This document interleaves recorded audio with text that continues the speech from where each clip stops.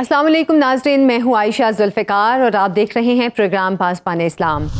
2 और 3 जुलाई की दरमियानी शब शिमाली वज़ीरिस्तान में सिक्योरिटी फोर्सेस ने अफगान बॉर्डर से दरअंदाजी की कोशिश नाकाम बना दी। सिक्योरिटी ऑपरेशन के दौरान फायरिंग से भारतीय हिमायत याफ्ता 30 खवारिज हलाक हुए। हलाक खवारिज से भारी असलहा और गोला बारूद भी बरामद हुआ। इससे कबल 28 जून को दहशतगर्द हमले में 13 फौजी शहादतों के बाद एक ऑपरेशन में 14 खवारिज को जहन्नुम वासिल किया गया। 24 जून को फौजी ऑपरेशन में 11 खवारिज मारे गए, जबकि मेजर समेत 2 सिक्योरिटी ऑफिशियल्स ने शहादत पाई। भारतीय हिमायत याफ्ता फितनाउल खवारिज की बढ़ती सरगर्मियां पाकिस्तान से जंगी और सिफारती शिकस्त का बदला लेने की भारतीय कोशिश हैं। अफगान बॉर्डर से दहशतगर्दों की आमद दहशतगर्दी के खिलाफ अफगानिस्तान के पाकिस्तान से ताउन के वादे पर सवाल उठा रही हैं।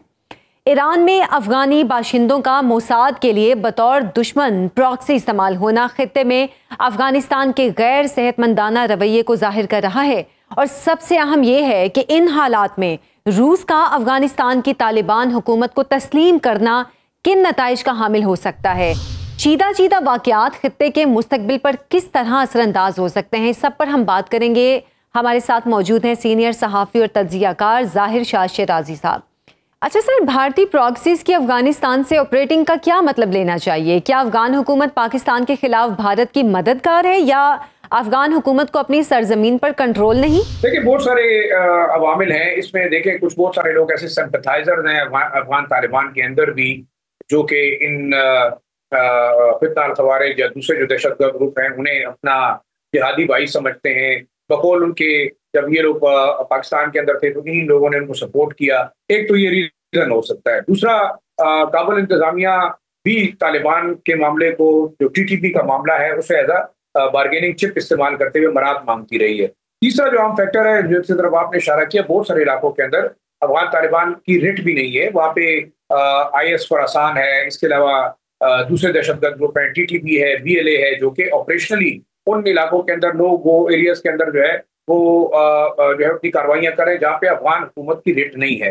दूसरा, इसमें भी कोई दूसरी राय नहीं है कि जब अमरीकी अफवाज यहाँ से विड्रॉल किया तो ये अमरीकी असला, साजो सामान, गोला बारूद बहुत सारे वॉरलॉर्ड और स्प्लिंटर ग्रुप्स के हाथ लगा है, जो इस वक्त पाकिस्तान के खिलाफ भी इस्तेमाल कर रहे हैं और उन्हीं तालिबान के खिलाफ भी इस्तेमाल कर रहे हैं। तो 2-3-4 फैक्टर्स इकट्ठे होकर ये मामला बना रहे हैं। लेकिन अब मुझे नजर आता है कि चीन और पाकिस्तान की तंबीह के बाद और रूस की जानिब से सफारती ताल्लुकात बहाल करने के बाद शायद अफगान तालिबान इस बात को रियलाइज करें कि अगर उन्होंने दुनिया के साथ चलना है तो दहशतगर्दी का खात्मा इंतहाई जरूरी है। अच्छा ज़ाहिर शाह साहब, भारतीय मीडिया का दहशतगर्दों की हिमायत करना और पाक फौज के खिलाफ मुसलसल प्रोपेगेंडा नाकामी के बावजूद भारत पाकिस्तान को दबाव में रखने की कोशिश कर रहा है।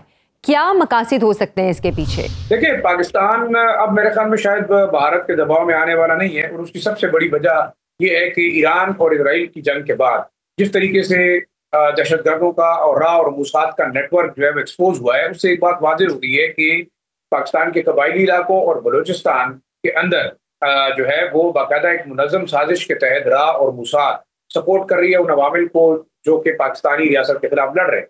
भारत का प्रोपेगेंडा भी चल रहा है और उसके साथ साथ कोवर्ट जो प्रॉक्सी वॉर है वो भी है। देखिए, चाबहार के अंदर जो 150 के करीब जासूस पकड़े गए, इनमें 20 के करीब अफगानी थे, मुसाद के जो आलाकार थे वो थे, और उनका मकसद सिर्फ ये नहीं था कि वो ईरान के अंदर जो है वो इस किस्म की कार्रवाइयां करें, क्योंकि वहां से जो डॉक्यूमेंट्स मिले, एक हार्ड ड्राइव मिली है जिसमें गेदून ईशा नामी एक प्रोजेक्ट बलूचिस्तान को तोड़ने के लिए जो है वो राह और मुसाद इकट्ठा काम कर रही थी। और इसमें भी कोई दूसरी राय नहीं है कि राह और मुसाद की फंडिंग से ही जो पाकिस्तान के खिलाफ लड़ने वाले दहशतगर्द हैं, चाहे वो BLA है, BNA है या TTP है, वो ऑपरेट करते हैं। साथ साथ इन लोगों की लॉजिस्टिक सपोर्ट भी है, टेक्नोलॉजिकल सपोर्ट भी है और पैसे का एक बहुत बड़ा नेटवर्क है जो कि कराची से लेकर क्वेटा तक इनको ये तमाम चीजें सप्लाई करता है।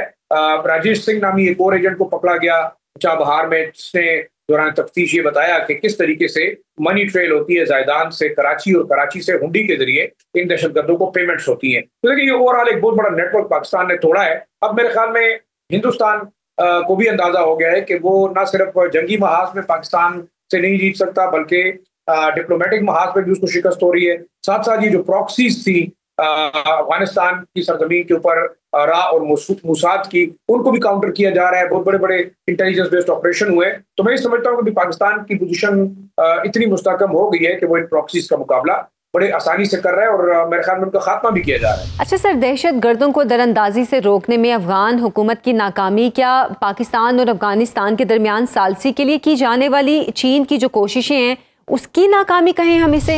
देखिए, अफगानिस्तान कई सालों से जो है जंग का सामना उसको करना पड़ रहा है। वहाँ पे एक मिसट्रस्ट है, लोगों का आपस में जो है वो एक कोऑर्डिनेशन अपनी जगह पे, लेकिन वो नाराज भी नजर आते हैं। दूसरा, मैं ये नहीं समझता कि डिप्लोमेटिक कोशिश नाकाम होगी। उसकी वजह यह है कि अफगानिस्तान टोटली पाकिस्तान पर रिलाई करता है और अभी तो अपनी उनकी लीडरशिप की जानिब से देखा कि वो तिजारत भी करना चाहते हैं, वो दहशतगर्दों को भी रोकना चाहते हैं।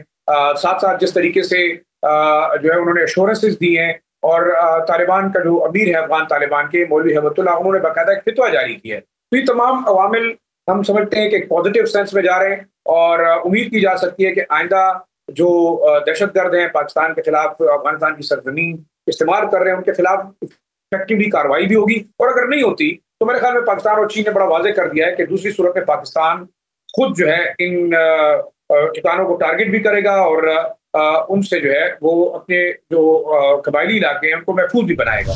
जाहिर शाह साहब, फोर्सेज और अवाम पर हमले बढ़ रहे हैं, क्या हालात एक बड़े फौजी ऑपरेशन का तकाजा कर रहे हैं? देखिए, मेरे ख्याल में अब वो जमाना नहीं रहा। अब इंटेलिजेंस बेस्ड ऑपरेशन जारी हैं। पेशावर जो सूबाई दारुल-हुकूमत है उसके करीब भी 2-3 दिन पहले दहशतगर्दों को मारा गया, की कमांडर्स को मारा गया। इससे पिछले 2-3 हफ्ते पहले भी यहाँ इन लोगों को टारगेट किया गया। अब हम देख रहे हैं कि शुमाली वजीरिस्तान के बॉर्डर के ऊपर 2-3 हमलों को नाकाम बनाया गया, 37 के करीब दहशतगर्द मारे गए। अब हम ये नहीं समझ सकते कि कोई ऐसा फिजिकल और मिलिट्री ऑपरेशन जिसमें काइनेटिकली आप फौज को मोबिलाइज करेंगे या टैंक्स को मोबिलाइज करेंगे, लेकिन हाँ जरूर अब ये सोचा जा रहा है कि जो है सर्वेलेंस को इम्प्रूव किया जाए, ड्रोन नेटवर्क को इस्तेमाल किया जाए, साथ साथ जो है वो हीट सिंकिंग और कुछ ऐसे मिसाइल्स का इस्तेमाल किया जाए जो कि इन दहशतगर्दों की पनागाहों को जो है वो टारगेट कर सके और उन्हें उड़ा सके। तो मेरे ख्याल में अब जो ऑपरेशन का फेज होगा बड़ा टारगेटेड होगा, इंटेलिजेंस बेस्ड होगा, क्योंकि अब हम समझते हैं कि एआई का जमाना है, इनोवेशंस ज्यादा हो रही हैं और अब जो दहशतगर्द हैं मेरे ख्याल में उनके खिलाफ कोई बहुत बड़ा फिजिकल ऑपरेशन तो विजिबली नजर नहीं आ रहा, लेकिन जो है वो इस तरीके से एयर स्ट्राइक्स हो गई या ड्रोन स्ट्राइक्स हो गई, इससे उनका जो है वो उन कैंपों को टारगेट किया जा सकता है। और ये आप मेरे ख्याल में नागुज़ीर होता जा रहा है, क्योंकि जिस तरीके से पाकिस्तानी सिक्योरिटी फोर्सेज पर हमले जारी हैं, पाकिस्तान के बंदोबस्ती इलाकों में लोगों को डराया धमकाया जा रहा है। दीर के अंदर कुछ ऐसी रिपोर्ट्स हैं कि कुछ दहशतगर्दों ने तो वहाँ पे पेट्रोलिंग करके वीडियो बना के अपलोड किए ताकि लोगों के अंदर खौफ व राज पैदा किया जा सके। लेकिन इन तमाम चीज़ों को काउंटर करने के लिए मेरे ख्याल में बाकायदा स्ट्रेटेजी पाकिस्तानी सिक्योरिटी फोर्सेज को रिवाइज करनी होगी, एडमिनिस्ट्रेटिव और गवर्नेंस के मामला इंप्रूव करने होंगे और जो स्पेस दहशतगर्द पुअर गवर्नेंस की वजह से ले रहे हैं उसको जो है वो फिल करना होगा और साथ साथ इन इलाकों के अंदर डेवलपमेंट के काम भी करने होंगे ताकि दहशतगर्द जो है वो मकामी आबादी को एक्सप्लॉइट ना कर सके। अच्छा सर, बलूचिस्तान और केपी में दहशतगर्द हमलों में 2 असिस्टेंट कमिश्नर शहीद हो चुके हैं। शदीद बेअमनी वाले इलाकों में सरकारी अफसरों को निशाना बनाने का क्या मकसद है? देखिए, मेरे ख्याल में सरकारी मुलाजमीन को निशाना बनाने का एक सबसे बड़ा मकसद है कि खौफ व हिरास फैलाया जाए, एडमिनिस्ट्रेटिव रिट तोड़ी जाए, दुनिया को ये मैसेज दिया जाए कि पाकिस्तान की जो एडमिनिस्ट्रेटिव अथॉरिटी है वो यहाँ पे उनकी रिट नहीं है। कभी एक रोड पे खड़े होकर लोगों को चेक करना, उनके शनाख्ती कार्ड देखना, फिर पहाड़ों की तरफ गायब हो जाना, हमला करके जो है वो हिट एंड रन पॉलिसी के तहत फिर छुप जाना। मकामी आबादी भी डेफिनेटली इन मामलात के अंदर किसी न किसी तरीके से इनको जो है वो सपोर्ट करते हुए नजर आती है। लेकिन मैं ये समझता हूँ कि मकसद सिर्फ और सिर्फ राज फैलाना है, लेकिन पाकिस्तानी जो अवाम है, पाकिस्तानी सिक्योरिटी फोर्सेज हैं, पिछले कम से कम 3-4 दहाइयों से इन दहशतगर्दों के खिलाफ लड़ रही है और उनका रिजॉल्व विजिबली नजर आ रहा है कि वो कम नहीं हो सकता। हाँ, अवाम के अंदर बेचैनी जरूर होती है, कारोबार मुतासिर होते हैं, लोगों के अंदर खौफ आता है। उसके लिए मेरे ख्याल में हमें बड़ा इफेक्टिवली देखना होगा कि एडमिनिस्ट्रेटिव सेटअप मजबूत किया जाए, खासतौर पर जो कबायली हमारे NMDs हैं, न्यूली मर्ज डिस्ट्रिक्ट्स हैं, उनके अंदर पुलिस के निज़ाम को बेहतर करना होगा, CTD के निज़ाम को बेहतर करना होगा और साथ साथ एडमिनिस्ट्रेटिवली सिक्योरिटी फोर्सेस को टारगेट बेस्ड ऑपरेशन भी करने होंगे ताकि अवाम का जो एतमाद है वो बहाल हो। क्योंकि दूसरी सूरत में मेरे ख्याल में अगर इस तरीके से ये हमले होते हैं तो लोगों में खौफ हिरास पैदा होता है, सरकारी मशीनरी को जब टारगेट किया जाता है तो उससे मजीद इनाकी फैलती है। तो इस तमाम मामलात को देखने के लिए काइनेटिक ऑपरेशन के साथ साथ जो है बाकायदा एडमिनिस्ट्रेटिव और गवर्नेंस के जो इशूज हैं उन्हें बेहतर बनाया जाना जो है वो इंतहाई जरूरी है। सही सर, आपसे अब ये जानना चाहूंगी कि क्या खैबर पख्तूनख्वा के सियासी हालात भी सूबे में अमन व अमान की सूरत हाल खराब करने का सबब है? देखिए, मेरे ख्याल में मल्टीपल इशूज हैं। ये बेशक इस पर कोई दूसरी राय नहीं है कि तहरीक इंसाफ की हुकूमत ज्यादा अपने बानी चेयरमैन और पार्टी के अफेयर्स की वजह से परेशान है। कुछ फेडरल गवर्नमेंट का प्रेशर है कि शायद खैबर पख्तूनख्वा में हुकूमत में तब्दीली लाई जा रही है। ये इशूज अपनी जगह पे, लेकिन सबसे जो अहम इशू है वो रिसोर्सेज का है। इस दफा हमने देखा कि प्रोविंशियल हुकूमत ने 6 अरब रुपए जो है ना वो पुलिस की स्ट्रेंथनिंग के लिए, लॉ एनफोर्समेंट की एजेंसीज की स्ट्रेंथनिंग के लिए जो है वो जारी किए हैं। 6 अरब रुपए उनको फेडरल गवर्नमेंट दे रही है। तो मेरे ख्याल में मरकजी और सूबाई हुकूमत की जो चपकलिश है, बिल्कुल आपने दुरुस्त फरमाया कि वो भी एक वजह हो सकती है लॉ एंड ऑर्डर के मसाइल की। लेकिन जब तक ये दोनों एक पेज पे नहीं होते, कलेक्टिव स्ट्रेटेजी नहीं होती, मसाइल बढ़ते जाएंगे। दूसरा, जो टेक्निकली खैबर पख्तूनख्वा का सूबा जो है वो बॉर्डर का सूबा है, और बॉर्डर के साथ लगने की वजह से मेरे ख्याल में मरकजी हुकूमत की भी इतनी जिम्मेदारी बनती है जितनी जो है सूबाई हुकूमत की। लेकिन इसमें कोई दूसरी राय नहीं है कि आपने अपने लॉ एनफोर्समेंट एजेंसीज को स्ट्रेंथन करना है, उनको जो है वो मजबूत करना है। तो उसके बाद ही जाकर हम उम्मीद कर सकते हैं कि ये मामला जो है वो बेहतर होंगे। बहुत शुक्रिया। ज़ाहिर शाह शेराजी साहब हमारे साथ मौजूद थे। नाज़रीन, एयर चीफ के दौरा अमरीका और उसके असरात के हवाले से बात करेंगे एक ब्रेक के बाद। वेलकम बैक नाज़रीन। तवील सर्द मोहरी के बाद यकदम बेमिसाल गर्मजोशी, पाक अमरीका ताल्लुकात में ड्रामाई तब्दीली, दुनिया हैरान है। फील्ड मार्शल के बाद air chief air marshal Zaheer Ahmad Babar Sidhu ने भी अमरीका का दौरा किया। दौरा इस लिहाज से काफ़ी अहमियत का हामिल रहा है कि गुज़श्ता 10 साल के दौरान कोई पाकिस्तानी एयर चीफ पहली बार अमरीका आए। इस दौरान टेक्नोलॉजी ट्रांसफ़र और मुश्तरका तरबियती उमूर पर पाक अमरीका इत्तफाक किया गया। ISPR के मुताबिक हाई प्रोफाइल दौरा पाकिस्तान और अमरीका के दिफाई ताउन में एक स्ट्रेटजिक संगे मील की हैसियत रखता है। क्या पाकिस्तान और अमरीका एक बार फिर किसी दिफाई मुआहदे का हिस्सा बनने जा रहे हैं, या अमरीका मुस्तकबिल करीब में पाकिस्तान को स्टेल्थ फाइटर्स खरीदने की पेशकश भी कर सकता है? ये सब सवाल अपनी जगह, लेकिन हम इससे भी अहम पेशरफ्त के हवाले से आपको बताएं कि पाक फ़ज़ाइया के पायलट अमरीकी पायलट्स को स्ट्राइक स्ट्रेटजी पढ़ाएंगे, और अमरीका ही नहीं बल्कि जनूबी अफ्रीका के पायलट भी हमारे शाहीनों से तरबियत लेंगे, इसलिए कि पाकिस्तान दुनिया का पहला मुल्क है जिसने जदीद तरीन राफेल के खिलाफ डेटा लिंक जैमर्स को इस्तेमाल किया। इस पर हम बात करेंगे। हमारे साथ मौजूद हैं defence expert air commodore retired Khalid Chishti साहब। बहुत शुक्रिया सर आपके वक्त का। पहले तो हमें डेटा लिंक जैमर्स के मुतालिक बताइएगा कि ये क्या है और राफेल के खिलाफ इन्हें कैसे इस्तेमाल किया गया। ये बहुत शुक्रिया, आपने मुझे इनवाइट किया।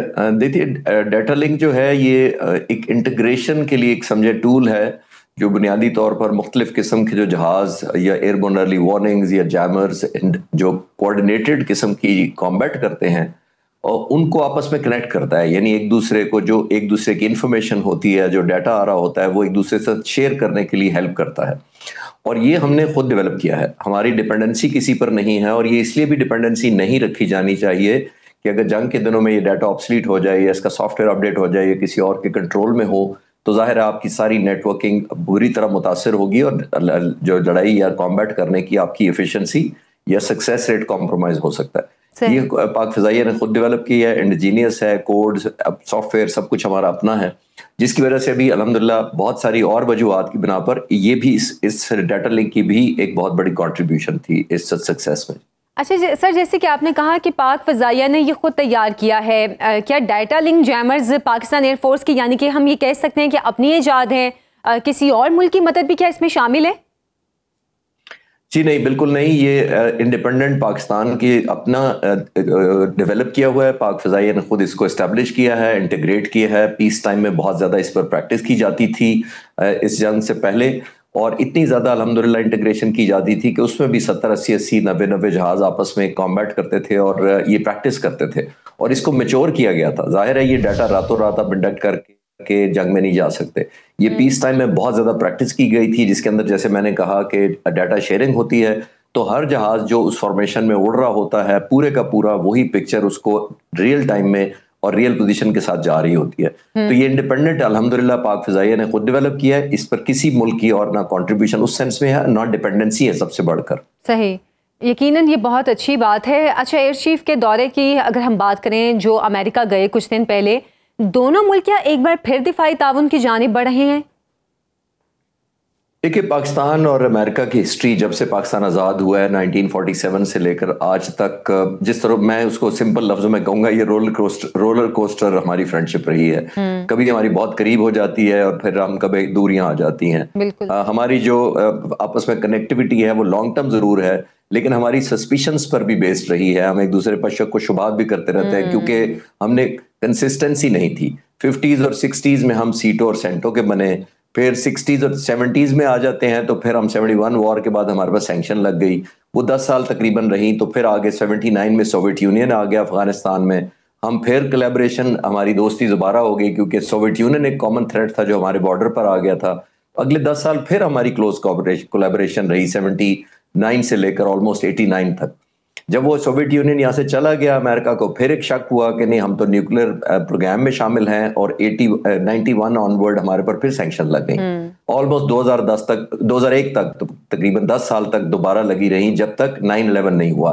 तो जब वो 9/11 हुआ तो पाकिस्तान का कोऑपरेशन फिर चाहिए था, और फिर पाकिस्तान ने 2001 से कोऑपरेशन शुरू किया जो 2010 तक रहा, वो भी तकरीबन 10 साल का। तो इंसिडेंटली हर 10 साल बाद हमारा रिलेशन अप जाता है और डाउन जाता है। फिर 2011 के बाद हम फिर नेगेटिव बुक्स में आ गए और फिर हमारे पर सैंक्शंस लग गई। फिर हमें कहा गया कि हम अफगानिस्तान तालिबान को सपोर्ट कर रहे हैं, हम अमेरिका को शायद एक्सप्लॉइट कर रहे हैं। अगले 10 साल फिर गुजर गए। अब आकर देखिए जो नई डेवलपमेंट हुई है, इसके अंदर ही हमें याद रखना चाहिए कि ये हमने अपनी स्ट्रेटेजिक इंपॉर्टेंस बढ़ाई है। हमारा नीड बेस पर रहा है अमेरिका के साथ हमेशा से। पास्ट के अंदर ये रहा है कि जब हम स्ट्रेटेजिक नीड कॉमन होती है, हमारा कॉमन गोल होता है तो हम करीब आ जाते हैं, जब गोल खत्म हो जाता है कॉमन तो हम दूर हो जाते हैं। अभी भी नोट करें आपके 2025 मई में जो हमने किया ओवरऑल आर्म फोर्सेज ने, और खास तौर पर पाक फिजाइया ने जो परफॉर्मेंस की, वो दुनिया अब जानना चाहती है हमें। हमने अपनी इस्टेब्लिश की है, पाकिस्तानी कौम ने, मुसल्लह अफवाज ने, पाक फिजाइया ने, कि हम एक ऐसी फोर्स है जिसको रिकग्नाइज किए बगैर दुनिया आगे नहीं चल सकती। हमारा एक मकाम है जो हमने अर्न किया है। एक बात, अब दुनिया आपसे कोलैबोरेशन चाहती है, आपके टैक्टिक्स जानना चाहती है, जो चाहते हैं कि आप एक कनेक्ट करें। बिकॉज मेरा मानना ये है कि there is a value to the victory. बुनियादी तौर पर हमने वैल्यू हासिल की है विक्ट्री के, और जब आप वैल्यू हासिल कर लेते हैं विक्ट्री शक्ल में तो फिर पावर आपकी रिकग्नाइज करनी पड़ती है दुनिया को। एंड देन चाहे अमेरिका हो या दुनिया का कोई और मुल्क हो, but then power talks to power. अभी आपने नोट किया आर्मी चीफ को वहां बुलाया गया, उसके फौरन बाद पाक फिजाई के सरबराह गए हैं। This is the power that we have gained. अल्हम्दुलिल्लाह, अल्लाह की रहमत के बाद हमें जो गेन हुई है, ये लोगों के रिजॉल्व और मुसल्लह अफवाज की एक जद्दोजहद से हुई है, जिसकी वजह से दुनिया आज आपको रेलेवेंट मानती है, आपको एंगेज करना चाहती है और फ्यूचर प्लान्स आपके साथ फिर जॉइंटली चलना चाहती है आगे। बिल्कुल ठीक कहा आपने सर। अच्छा, अब जाहिर सी बात है, अब कुछ बात ये भी है कि इंडिया दोबारा से पाकिस्तान पर अटैक कर सकता है। तो अब इस सिलसिले में आपके ख्याल में क्या अमेरिका पाकिस्तान को स्टेल्थ 35 पेशकश किसकी कर सकते हैं, जैसे कि उन्होंने इंडिया को भी की है? देखिए, स्टेल्थ लेना एक ऑप्शन एक और है, लेकिन उसको इंडक्ट करना और जिसको कहते हैं ना कनेक्ट करना अपने पूरे फ्लीट के अंदर एक और चीज है। ये लॉन्ग टर्म प्रोसेस होता है, पॉसिबिलिटी जरूर रहती है। जाहिर है, जैसे मैंने कहा, हम रेलेवेंट है तो अमेरिका हो सकता है हमें चाहे कि आप 35 लें, लेकिन हम चाइना भी एक ऑप्शन है जिसके अंदर J-35 है जहाज उनका।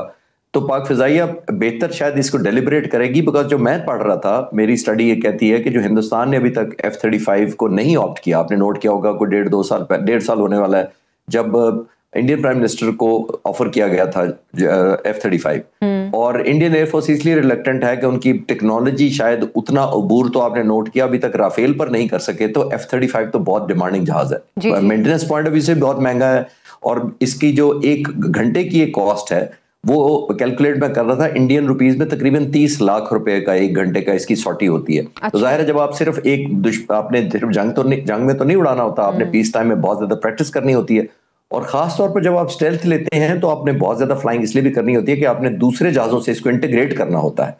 आप स्टैंड अलोन F-35 को नहीं उड़ा सकते जब तक आप पूरे कॉम्बिनेशन, जैसे मैंने कहा कि एक मल्टी डोमेन ऑपरेशन करते हैं, फिर आपकी किल पिक्चर होती है, आपने सबने एक डिसाइड करना होता है कि हमने कैसे अचीव करना है, दुश्मन की शूटिंग को कैसे करना है। तो उसकी इवन पीस टाइम में उसकी मेंटेनेंस और जैसे मैंने कहा उसकी जो टेक्नोलॉजी है वो बहुत मास्टर करने की जरूरत होती है। तो वेट एंड सी। अभी पाक फिजाइया ने भी फॉर्मली कुछ नहीं अनाउंस किया, और ना अमेरिका की हुकूमत ने कहा है लेकिन ये दोनों J-35 और F-35 दोनों बहुत बेहतरीन जहाज हैं, और अमेरिका का F-35 तो वन ऑफ द लेटेस्ट है इस वक्त, मोस्ट मॉडर्न। सही। अच्छा सर, जैसे अभी आप बात कर रहे थे कि पाकिस्तान और अमेरिका के ताल्लुकात हमेशा शकूक व शुबात का शिकार रहे हैं, लेकिन अभी जो हालिया कुछ अरसे में अमेरिका की जानिब से पाकिस्तान के हवाले से गर्म जोशी है, इसको हम क्या कह सकते हैं कि भारत के हवाले से अमेरिका की जो पॉलिसीज़ हैं उनमें कुछ तब्दीली आ रही है, इसलिए पाकिस्तान से गर्म जोशी का इजहार किया जा रहा है?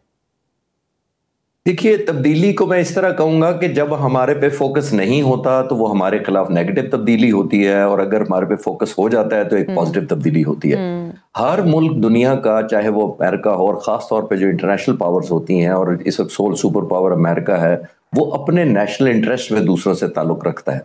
ये तो थोड़ी देर पहले मैंने आपसे अर्ज किया कि 2011 ऑनवर्ड फिर हम इतनी अच्छी बुक्स में नहीं रहे, और उस वक्त अच्छी बुक्स में इसलिए नहीं रहे कि स्ट्रेटेजिक पार्टनर सबसे इंडिया इस रीजन में गेन कर ली थी उसने इंपॉर्टेंस, और अमेरिकन ओपनली कहते थे कि वो इस रीजन में हमारा मेजर डिफेंस एलाय है। ये अमेरिका इंडिया को कहता था 2011 से लेकर ऑलमोस्ट पिछले 12-14 साल तक। और फिर आपने नोट किया होगा कि अमेरिका ने बहुत ज़रा ऑफर भी की, उनको C-130 भी ऑफर किया जो उन्होंने लिया, जो ऑपरेट कर रहे हैं। चिनूक हेलीकॉप्टर भी किया, इलेक्ट्रॉनिक कम्युनिकेशन गैप, बहुत सारे इक्विपमेंट इंडिया को ऑफर किया गया जो वो ऑपरेट कर रहे हैं इस वक्त। ये पिछले 13-14 सालों की डेवलपमेंट थी। लेकिन अब शायद दुनिया ने रियलाइज शुरू कर दिया है कि इंडिया का ओवरऑल जो एक बिहेवियर है, वो जितना बड़ा एक माइट है, जितना बड़ा मुल्क है, उसके हिसाब से उसका रवैया उतना अच्छा नहीं है, उससे एथिक्स और मोरालिटी और वैल्यूज पर नहीं है जितना उसका साइज है। वो समझता है, हिंदुस्तान समझता है कि अगर मैं बहुत बड़ा जसामत है, मेरी इकोनॉमी अच्छी है, तो मुझे जंग भी हर एक जीतनी है। अगर मेरी बॉलीवुड बहुत अच्छी चलती है और 4K में मैं फिल्में बना सकता हूं, तो इसका मतलब है कि क्रिकेट मैच भी मुझे ही जीतना पड़ता। तो ये नहीं होता दुनिया में, लिंक नहीं होती चीजें कि आप साइज में बड़े हैं तो दुनिया हर बात आपकी मानेगी। आप टेररिज्म करा सकते हैं कनाडा में, आप अमेरिका में किलिंग करा सकते हैं, आप UAE में नेवी के अंदर एस्पनॉज करवा सकते हैं। तो दुनिया ने अब रियलाइज करना शुरू किया ये इंडिया का अपना किया धरा है, जो लोग उससे डिस्टेंस कर रहे हैं, और ये पाकिस्तान के लोगों और पाकिस्तान की मुसल्लह अफवाज का किया धरा है कि हमने अपनी अर्न की है दोबारा पोजीशन। तो ये देखना पड़ेगा फ्यूचर में कि रेलेवेंस किसकी ज्यादा है इंटरनेशनल फोरम पर, और अल्हम्दुलिल्लाह इस वक्त पाकिस्तान की क्रेडिबिलिटी बहुत बेहतर है पास की। लेकिन फिर भी एक जो शकूक व शुबहात वाला एलिमेंट दोनों में आ जाता है पाकिस्तान और अमेरिका के ताल्लुकात में, वो जाहिर सी बात है बहुत प्रोमिनेंट होता है। और फिर ये सवाल भी उठता है कि जो अमेरिका का बिल्तफात है पाकिस्तान पर, क्या ये खित्ते में पाकिस्तान से किसी गैर मामूली किरदार का तकाजा भी है? देखिए, मैंने थोड़ी देर पहले अर्ज किया कि देखिए दुनिया में कोई भी आपको कनेक्ट नहीं करता जब तक उसकी अपनी नेशनल इंटरेस्ट ना हो। मैंने आपको पिछले 70 साल का बताया है कि ऑलमोस्ट हमारा 10-10 साल का पीरियड अप एंड डाउन रहा है, और उन 10 सालों में ट्रेडिशनली जो रिकॉर्ड आप चेक कर लें, जब भी अमेरिका को हमारी जरूरत पड़ी तो हम कोलैबोरेट करने की अपॉर्चुनिटी बनी, और जब अमेरिका ने सोचा कि नहीं मेरी नेशनल इंटरेस्ट नहीं है या आपकी नेशनल इंटरेस्ट हमारे साथ 100% अलाइन भी नहीं है, तो आपके साथ कोऑपरेशन नहीं हो सकता। 50 से 60, 60 से 70 तक, 70 से 80 तक, आप 10-10 साल का सारा उठा ले जो मैंने शुरू में पेश किया था, वो था कॉमन इंटरेस्ट पर, और फिर सस्पिशंस पर भी था। लेकिन बाज़ दफ़ा America because of bigger objective की वजह से सस्पिशंस को दूर करता रहा है, फिर हमारे साथ सपोर्ट करता रहा है। तो वी होप एंड प्रे कि जेन्युइनली हमारी पोजीशन को रिकॉग्नाइज किया जाए कि हम एक कमिटी ऑफ नेशंस के अंदर एक बाइज्जत जगह रखते हैं, और हमें वही मिलनी चाहिए, और लॉन्ग टर्म होना चाहिए हमारे साथ रिलेशनशिप, ना कि अपॉर्चुनिटी बेस्ड या नीड बेस्ड पर होना चाहिए। बिल्कुल बिल्कुल ठीक है आपने सर, बहुत बहुत शुक्रिया आपके वक्त का। खालिद हमारे साथ मौजूद थे। नाज़रीन, जनूबी एशिया में पाक भारत, मशरिक़ वुस्ता में ईरान इसराइल जंग के बाद एशिया में एक और जंग के बादल मंडलाने लगे हैं। इस पे बात करेंगे एक ब्रेक के बाद। प्रोग्राम में एक बार फिर से खुश आमदीद। नाज़रीन, रवां साल जनवरी में अमरीकी फौजी ज़राए ने खदशा जाहिर किया था कि 2027 तक चीन अमरीका को बहरुल काहिल से बाहर धकेल देगा। इस खदशे को तक़वियत उस वक्त मिलती है जब हम मगरबी बहरुल काहिल की फ़िज़ाओं में चीनी जंगी तैयारों को गैर मामूली तादाद में परवाज करते देखते हैं, या फिर चीनी बहरी जंगी जहाज़ों को अमेरिका की पहली और दूसरी आइलैंड चीन के करीब मंडलाते पाते हैं। क्या वाकई चीन ने बहरुल काहिल से अमेरिका को बाहर धकेलने का फैसला कर लिया है, और क्या चीन इस मकसद के लिए बहरुल काहिल में फौजी किरदार अदा करने की तैयारी कर रहा है? चीन को अमेरिका पर जंगी तैयारों की तादाद में 12-1 के तनासुब से बरतरी हासिल है। 5th जनरेशन तैयारों में चीनी बरतरी 5-3 है, जबकि मैरी टाइम फाइटर जमीन चीन को 3-1 का तनासुब हासिल है। फौजी ताकत के बढ़ते तनाजुर में चीनी पेशरफ, जंग के इम्कानात और चीनी समंदरों से अमरीकी बेदखली के आलमी और इलाकाई असरात पर बात करेंगे। हमारे साथ मौजूद हैं जनरल रिटायर्ड समरेज सालिक साहब। बहुत शुक्रिया सर आपके वक्त का। चीन का बहरुल काहिल में अपनी बहरी और फिजाई ताकत का मुजाहिरा एक तवील अरसे बाद चीन का खित्ते में फौजी किरदार सामने आ रहा है। आप कैसे देखते हैं सूरत हाल को? Ayesha, thank you very much for getting me over. मैं थोड़ा सा आपको एक हिस्ट्री का जिक्र करना चाहूँगा कि यूएस ने उस वक्त सोवियत यूनियन था, उसको पैसिफिक ओशन में कंटेन करने के लिए आइलैंड चेन स्ट्रेटजी लेआउट की थी 1951 में। उसके बाद 2011 और जब ये नई सेंचुरी का आगाज हुआ तो वन आफ्टर अनदर बहुत सारी पॉलिसीज और स्ट्रेटजीज यूएस ने रोल आउट की जिनका मकसद था चाइना को कंटेन करना पैसिफिक ओशन में।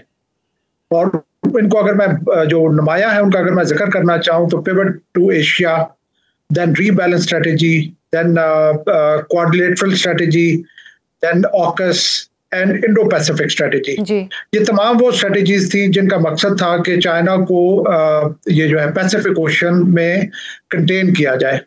अब जबकि चाइना जो है वो बड़े अंदाज में असर्ट कर रहा है और अपनी जो वो उसकी पोजीशन है एज अ सुपर पावर उसको गेन करने की कोशिश कर रहा है, तो ये कुदरती अमर है कि जैसे यूएस ने वेस्टर्न हेमिस्फीयर और अटलांटिक को अपना एक्सक्लूसिव जोन डिक्लेयर किया था जब यूएस सुपर पावर बना था, इसी तरीके से चाइना भी चाहेगा कि ये सारे एरियाज उसके एक्सक्लूसिव जोन हों और इस पे किसी एक्सटर्नल पावर का अमल दखल ना हो। अच्छा। हमें पता है कि ताइवान के ऊपर बहुत बड़ा एक इशू चल रहा है बिटवीन चाइना एंड ताइवान, और ताइवान जो है वो सपोर्ट किया जाता है बाय द यूएस। और इस कॉन्टेक्स्ट में चाइना ये चाहेगा कि यूएस की प्रेजेंस जो है या उसको इस इलाके से वो बाहर कर दे ताकि उसको कोई इस इलाके में चैलेंज करने वाला ना हो। अब ये जो चीज़ है इसमें डेफिनेटली जंग के मुमकिनात वो जो है वो नुमाया हो जाते हैं।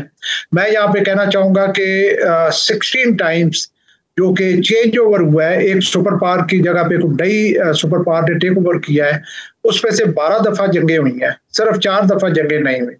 तो इस दफा भी देखने का ये अमर होगा कि क्या ये पीसफुली ट्रांजिशन हो जाती है या इसमें एक मिलिट्री कॉन्फ्लिक्ट होगा। जो चाइना की कैपेबिलिटी अभी तक मिलिट्री इमर्ज हो रही है उसमें तो डेफिनेटली अब यूएस के थिंक टैंक्स ये कह रहे हैं कि मिलिटरीली चाइना को बीट करना अमेरिका के लिए मुमकिन नहीं होगा। तो ये बड़े इंटरेस्टिंग टाइम्स हैं। डेफिनेटली चाइना अपने आप को असर्ट करना चाहेगा पैसिफिक ओशन में। बिल्कुल आपने ठीक कहा। अच्छा, लेकिन यहाँ पर एक और भी जो सूरत हाल है, सवाल भी है कि बहरुल काहिल और इससे जो मुतसिल पानी है, यहाँ पर चीन की पेशकदमी क्या वाकई अमरीकी हिसार को तोड़ने के लिए है या ये सिर्फ एक प्रेशर को जो कायम रखने के लिए जो पॉलिसी बनाई जाती है सिर्फ वो है? देखिए आयशा, जब भी कोई एक ताकत उभरती है तो वो अपना एरिया ऑफ इंटरेस्ट और एरिया ऑफ इन्फ्लुएंस डिक्लेयर करते हैं। जी जी बिल्कुल। एरिया ऑफ इन्फ्लुएंस वो होता है जहाँ पे कि वो अपने आप को असर्ट कर सकते हैं और अपना इन्फ्लुएंस जो है वो कायम कर सकते हैं, अपनी इजारादारी कायम कर सकते हैं। एरिया ऑफ इंटरेस्ट उससे बियॉन्ड होता है जहाँ पे उसको उसके कंसर्न्स होते हैं और वहां पे वो चाहता है कि वो वहां पे भी उसकी किसी ना किसी फॉर्म में उसका इन्फ्लुएंस मौजूद हो। तो मैं तो इसको देख रहा हूँ कि ये जो चाइना उभर रही है एज सुपर पावर और यूएस हेजमनी को चैलेंज कर रहा है चाइना, तो मैं इसे उस कॉन्टेक्स्ट में देख रहा हूँ कि वो इस इलाके में चूंकि अगर यूएस चाइना को कंटेन करना चाहता है तो यही ओशन है जहां पे वो कोशिश करेगा कि चाइना को कंटेन करे, और अगर चाइना मजीद ताकत गेन करना चाहता है तो उसे इस कंटेनमेंट को तोड़ना होगा, इस एनसर्कलमेंट को तोड़ना होगा पैसिफिक में। सही। अच्छा सर, रिसेंटली चाइना ने जे सीरीज के मजीद तैयारों की नुमाई की है और अपना फौजी बेड़ा लियाओनिंग मगरबी बहरुल काहिल में ताइवान के करीब पहुंचा दिया है। क्या ये कोशिशें चीन का ताइवान पर कब्जा लेने के इरादे को जाहिर कर रही हैं, जो कि चाइना बहुत अरसे से कोशिश भी कर रहा है? देखिए चाइना की बड़ी एक वो डिस्क्रीट पॉलिसी रही है कि उसने जितने भी इलाके दोबारा से री इंटीग्रेट किए हैं चाइनीज मेन सिस्टम में, लाइक हांगकांग, मकाओ, उसमें उसने लड़ने के जो ऑप्शन है उसको अडॉप्ट नहीं किया। लेकिन ताइवान एक वाहिद एरिया बन रहा है जिसके पे चाइना क्लेम करता है, लेकिन वहां पे खदशा है कि शायद किसी ना किसी सूरत में कॉन्फ्लिक्ट हो। चाइना की तो पूरी कोशिश होगी कि वो बगैर कॉन्फ्लिक्ट के इसको रीइंटीग्रेट करे, लेकिन ये है कि जिस तरीके से यूएस की कोशिश है कि चाइना की ग्रोथ को रिटार्ड किया जाए, उस कॉन्टेक्स्ट में डेफिनेटली ये जो भी एक्टिविटीज आप पैसिफिक ओशन में देख रही हैं, ये उसी कॉन्टेक्स्ट में है कि चाइना की कोशिश होगी कि वो अपना डोमिनेशन इस इलाके में बढ़ाए, ताकि वो जो सपोर्ट यूएस दे रहा है इसको ताइवान को, उससे उसे डिन्यूट किया जाए और उसके बाद चाइना के लिए बहुत इजी हो जाएगा इसको इंटीग्रेट करने के। सही। अच्छा सर, बहरुल काहिल में अमेरिका के सामने चीन का फौजी ताकत का इजहार, अगर हम दुनिया के तनाजुर में देखें और खसूसन हमारे खित्ते को, ये किस तरह मुतासिर कर सकता है? अभी मैं यहाँ पे एक और चीज का भी जिक्र करना चाहूंगा। एक पिछले टॉक शो में जिक्र हुआ कि चाइना का जो बैरी बेड़ा है वो डिगो गार्सिया के बहुत नजदीक आया है। जी जी। तो ये जो जितने भी एरियाज है लाइक जो पैसिफिक है उसके थ्रू तो प्रेजेंट सप्लाई लाइंस और जिनको हम कहते हैं लाइंस ऑफ कम्युनिकेशन, वो जो है वो पास करती हैं थ्रू पैसिफिक, जहाँ पे कि ईस्टर्न कोस्ट जो चाइना की है वहां पे उनकी सप्लाईज पहुंचती हैं। लेकिन जो दे पास थ्रू इंडियन ओशन, और अगर हम फ्यूचर एम्बिशंस चाइना के देखें जिसमें BRI है और CPEC बहुत नुमाया है, तो इनका लिंकेज है इंडियन ओशन के साथ। इंडियन ओशन जो है इसमें राइवलरी चल रही है चाइना और इंडिया के दरमियान, और इंडियन ओशन जो है वो इंडिया कहता है कि ये मेरी पर्सनल लेक है, और चाइना कहता है कि this is a global common जिसके ऊपर सबका हक है। तो मैं ये देख रहा हूँ कि चाइना जो है वो अपने आप को असर्ट कर रहा है। एक तरफ उसने अपनी जो मौजूदा सी लाइंस ऑफ कम्युनिकेशन या ट्रेड रूट्स हैं जो कि मलाक्का स्ट्रेट से गुजरते हैं उनको सिक्योर करना है। उसकी सिक्योरिटी के लिए जरूरी है कि वो पैसिफिक ओशन से अमेरिका को बाहर कर दे, और दूसरा उसने इंडियन ओशन को सिक्योर करना है, जहां जिसको के कहा जा रहा है कि वो सेंट्रल स्टेज है राइवलरी की 21st सेंचुरी की। और हमें पता है कि यहाँ पे एक बैटल ऑफ पोर्ट्स चल रही है। कुछ पोर्ट्स हैं जो कि इंडिया डेवलप कर रहा है और कुछ पोर्ट्स हैं जो कि चाइना डेवलप कर रहा है। अराउंड 9-10 पोर्ट्स इंडिया डेवलप कर रहा है और ओवर अ डजन पोर्ट्स है वो चाइना डेवलप कर रहा है। चाबहार पोर्ट का आपने जिक्र सुना होगा, आपने हम्बनतोता पोर्ट का जिक्र सुना होगा, गवादर पोर्ट, ये सब उन्हीं कड़ियों की जो है ना वो का हिस्सा है। तो मैं ये समझता हूँ कि चाइना जो है वो अब जरा ज्यादा खुल के आ रहा है, और जैसे आपने पिछले 2 रीसेंट कॉन्फ्लिक्ट में देखा है, इंडिया पाकिस्तान और ईरान इजराइल, दोनों में जो है वो वेस्ट को और यूएस को शर्मिंदगी उठानी पड़ी है। उनको इन अ वे उनको अपने ऑब्जेक्टिव्स को कर्टेल करना पड़ा है, जिसने चाइना को ज्यादा इम्पोर्टेंट किया। और मैं समझता हूँ कि चाइना भी ज्यादा खुल के सामने आएगा यूएस की हेजमनी को चैलेंज करने के लिए। अच्छा, लेकिन चाइना का किरदार हम अब तक जो देखते आए हैं वो जंग से हतल इम्कान कोशिश करता है कि जंग से दूर रहे, वो दूसरे ज़राए को, दूसरे तरीकों को इस्तेमाल करे।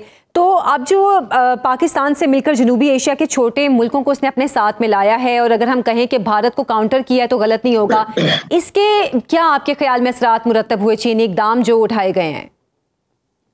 आशा, वेरी इंटरेस्टिंग क्वेश्चन। मैं आपको एक चीज का जिक्र करना चाहूंगा कि जो साउथ एशिया है जो कि इंडियन ओशन में रिजाइड करता है, ये बहुत पीछे रह गया है, जबकि पैसिफिक ओशन और अटलांटिक ओशन ने बहुत तरक्की की, और इन दोनों के दरमियान जो ट्रेड हुई उसके लिए इंडियन ओशन जो है वो कंडुएट के तौर और रास्ते के तौर पे इस्तेमाल हुआ। लेकिन इंडियन ओशन जो है वो तरक्की में बहुत पीछे रह गया। साउथ एशिया इस वक्त जिसका हम हिस्सा है, और इंडिया एक डोमिनेटिंग नेशन है साउथ एशिया की, ये दुनिया का लीस्ट इंटीग्रेटेड रीजन है। यहाँ पे मोस्ट गुर्बत सबसे ज्यादा है, 500 million people they live below poverty line, और यहाँ पे कॉन्फ्लिक्ट बहुत ज्यादा है। तो ये जो इंडियन सेंट्रिक साउथ एशिया था, और इसमें बहुत बड़ी वजह है इंडिया के अपने माइंडसेट की। इंडिया के बारे में कहा जाता है कि India is big but India is not great.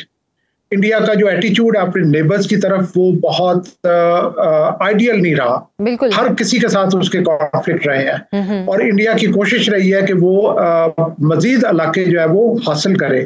उसने सिक्किम हासिल किया, उसने गोवा हासिल किया, उसने हैदराबाद हासिल किया, और फाइनली अभी उसने कश्मीर को अनेक्स किया अपने मेन लैंड में। तो इन चीजों को देखते हुए इंडियन सेंट्रिक साउथ एशिया जो था, जिसमें इंडियन डोमिनेशन थी, वो बहुत कॉन्फ्लिक्ट प्रोन रहा है और बहुत गुर्बत का शिकार रहा है। और मैं समझता हूं कि जो चाइनीज सेंट्रिक साउथ एशिया जो आगे इमर्ज हो रहा है, उसमें हमारे पूरे रीजन का फायदा होगा, यहाँ पे ग्रोथ एंड डेवलपमेंट होगी, कॉन्फ्लिक्ट कम होंगे और यहाँ पे जो लोगों की आसूदगी है वो बेहतर होगी। बिल्कुल। अच्छा सर, पाकिस्तान और अमेरिका के ताल्लुकात का भी जिक्र कर लेते हैं। जाहिर सी बात है, सवाल भी उठते हैं, शकूक व शुबहात भी उठते हैं कि अमेरिका पाकिस्तान पे जो इतना इल्तफात का इजहार कर रहा है, इसकी वजह क्या हो सकती है। अब एक वजह तो ये भी सामने आती है कि इसका कहीं जो बैकग्राउंड है वो ये तो नहीं कि बहरुल काहिल में चीन की जो फौजी पेशकदमी है उसको रोकने के लिए कहीं ना कहीं, या पाकिस्तान चीन के साथ खड़ा ना हो, इस चीज़ को रोकने के लिए ये इतने इल्तफात का इजहार किया जाता है। अच्छा देखिए, हमें समझना होगा कि जो बहरुल काहिल है वो तो एक मतलब इसी चीज की डायमेंशन है, लेकिन जो बड़ी जंग है वो ये है कि अमेरिका ने चाइना को ग्रोथ से रोकना है, अमेरिका ने चाइना को आगे बढ़ने से रोकना है, अमेरिका ने चाइना की जो ग्रोथ है या तो उसको स्लो करना है या उसको खत्म करना है। तो अगर इस कॉन्टेक्स्ट पे हम देखें, एक तरफ आप बहरुल काहिल का जिक्र कर रही हैं, बिल्कुल ये डेवलपमेंट्स हो रही हैं, दूसरी तरफ जो BRI लॉन्च किया है चाइना ने, तो उसमें आप ये देखें कि चाइना जो है वो ईस्ट से वेस्ट की तरफ जा रहा है। उसका चाइना का ये कोशिश है कि वो जो यूरोपियन सिस्टम है उसको इंटीग्रेट करे मेन जो मेगा सिस्टम है चाइना का उसमें। और ये जो BRI है इसका जो सबसे important first early harvest game changer and you can name anything जो कॉरिडोर है वो CPEC है, चाइना पाकिस्तान इकोनॉमिक कॉरिडोर का जो एक कलीदी पोजीशन है BRI के अंदर। जी। और अगर आपका पहला फेज ही सक्सेसफुल ना हो तो जो सब्सिक्वेंट फेजेस है उनमें क्वेश्चन मार्क आ जाता है। तो मैं ये समझता हूँ कि मैं बहुत अरसे से कह रहा हूँ, I hold a PhD on CPEC, कि जिस किसी ने भी चाइना की ग्रोथ को रिटार्ड करना है या रोकना है, और इस सूरत में इट इज US, उसको टारगेट करना चाहिए CPEC को, कि CPEC को वो किसी तरीके से खत्म करवाएं। और अभी आप देखें कि चाहे वो इंडिया और पाकिस्तान का कॉन्फ्लिक्ट था, चाहे वो इजराइल और ईरान का कॉन्फ्लिक्ट था, दोनों के जो कनेक्शंस हैं वो CPEC के साथ जुड़ते हैं। अगर एक प्रो इजराइल गवर्नमेंट आ जाती है ईरान में तो CPEC बहुत बड़ा एक क्वेश्चन मार्क आ जाता।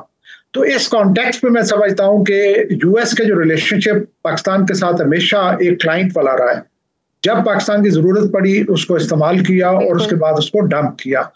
ये वंस अगेन, अभी जो मैं एक और चीज जिसका जिक्र करना चाहूंगा, प्रेसिडेंट ट्रंप की एक डिक्लेयर्ड ऑब्जेक्टिव है कि उन्होंने अपनी जो प्रोडक्शन है उसको रीगेन करना है, बिकॉज प्रोडक्शन में चाइना बहुत आगे निकल चुका है। बिल्कुल। और प्रोडक्शन को रीगेन करने के लिए बहुत क्रिटिकल है रॉ मटेरियल्स, और रॉ मटेरियल्स आजकल की 21st सेंचुरी की जो टेक्नोलॉजी है उसके लिए है रेयर अर्थ मेटल्स।